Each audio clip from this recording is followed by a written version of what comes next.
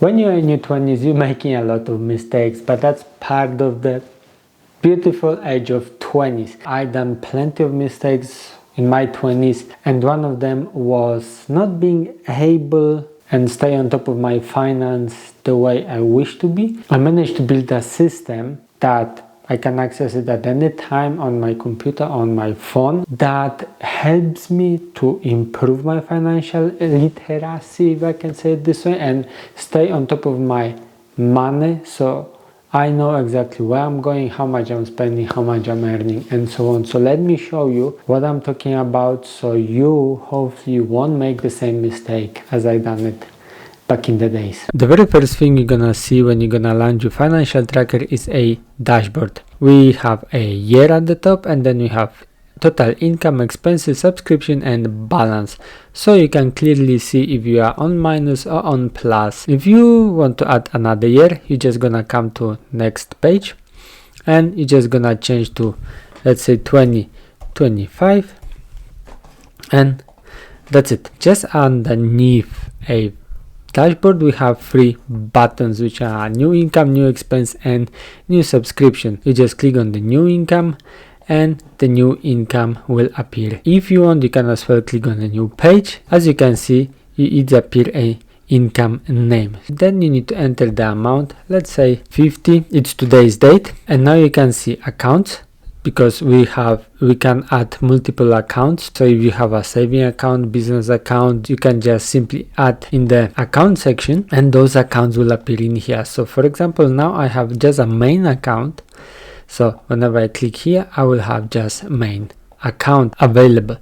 Months is related to this monthly views, another clear overview. So all you need to do is come and click on month and just select the specific month the income came, and you can see it already appear in here. New expenses, it works exactly the same as the income. You have the same option, everything. In income and expenses, you have a 4 views. You have today, this week, and you have this month, and we have a this year, and each year will be divided separately, and it will show you the new income and the expenses as well. The next thing is, if let's say we have a now year 2025, so we don't want to change that, because this is automatically adding us that 50 pounds. You can see it's automatically adding that to 2024. So now if you are in, let's say, year 2025 already, and so it's gonna be automatically adding it to 2025. All you need to do is, if you're gonna be using new page here, you need to come to new, edit the template, and add here 2025. So next time when you're gonna add the income, it's gonna automatically go you to 2025. But if you're going to use the button, so that's why you need to change into places. You need to go to edit button, and you see financial year. All you need to do is remove 24 and put 25 and click done. That's all what you need to be done. And now when we're gonna add new income with the button, and we're gonna add 50, you can see that is automatically adding you to 2025. And you need to do exactly the same with expenses and subscription. Now subscription, I divided to 2 areas, because there is stuff that we can pay monthly, but there is a stuff that you can pay yearly as well. As you can see, I had a simple example as an internet. So all you need to do is either click on the new subscription, or just come and click on the new page. So we're gonna click new page, we're gonna have a new subscription name, and now we're gonna click on it. And now we can choose an account from which one the subscription are going. So if it's going from the main account, business account, or whatever, you have the amount. So for example, if we're gonna put that the amount is 10, at this moment is on billing circle of monthly. So every month we're taking, it's going 10 pounds. So at the end of the year we pay 120. But if we're gonna change it to yearly, you can see that it's automatically calculated as a monthly one, which one is gonna be, let's say, that 83 pence per month. You can do that. Of course, you can select the date if you want, and the account, we have just a main one. So, and then you can as well select on which month we're paying that stuff, so it's gonna be automatically added. So that's one way, or you can just simply drag it and drop it on the view in here. And as you can see, we already add the subscription of £10, and you can see that it shows us on the monthly view the subscription as well. I want to separate this one in free in a purpose, because back in the days, in my 20s, I was not thinking about stuff that I'm paying monthly too much.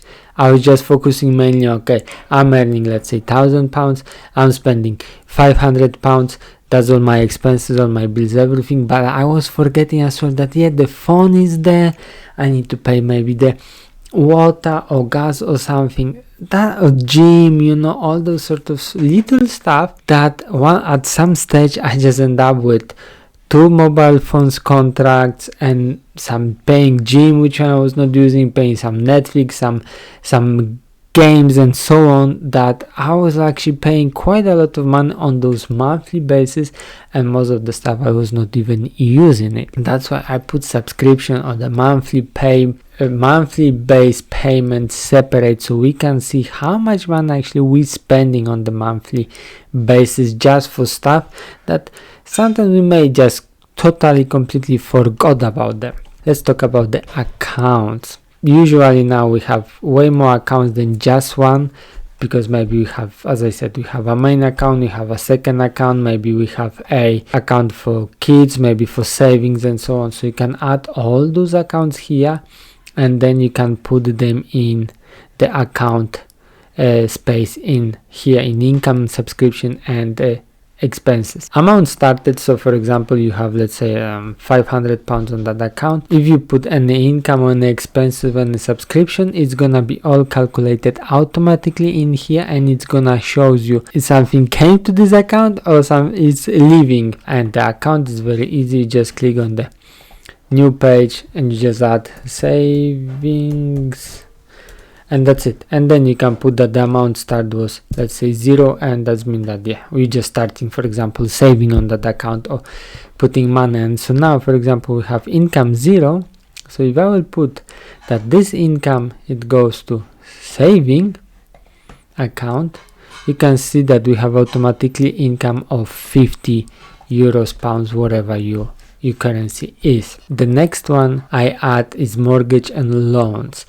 Why? Because there's quite a bit of us now, especially that we have a credit card, we're taking mortgage, we're taking some little loans and so on, maybe to buy a car, mortgage for our houses and so on. So that's why I add this place in here, and I add as an example a car, which one the goal is 10,000, because that's what it cost us, and now we paid, and whatever we paid will be deducted and will show us the remaining.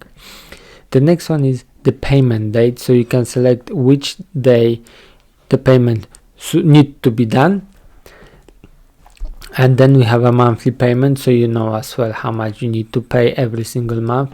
And this one is days remaining, is the days till payment date, so basically it counts you the amount of days is left to the payment date. So if the payment date is today is 20, so let's say if it's 1 day, it will change to due tomorrow. If it's gonna be 2 days or 3 days, actually it says 3 days. If it's on the day, it's gonna tell you that it's due today. Other two ones that are remaining is the time length. So for example, if the car, our goal is 10,000 and we're paying every month 1,000, so it's gonna take us 10 months to pay that 10,000. But for example, so if we're gonna go to expenses and we need to pay that, so we need to pay that, let's say 8,000. So that's gonna be now expenses. So we're entering the amount, we're entering, let's say, the account, and now the mortgage and loan. So if you're gonna select, we have just a car, so we're just gonna select a car, it's gonna see automatically update in here. So our goal is 10,000. We already paid 1,000. We have remaining 9,000. One thing changed. The time length, it didn't change because it's still 10 months that we need, but the remaining months, so that means that we still have 9 months more to pay for that loan, whatever it is. The next one is savings. We have always some plans, we have always some stuff that we think then we want to save. So I add in here a holiday. They're gonna cost us around, let's say, 2,000. So we managed to save 600.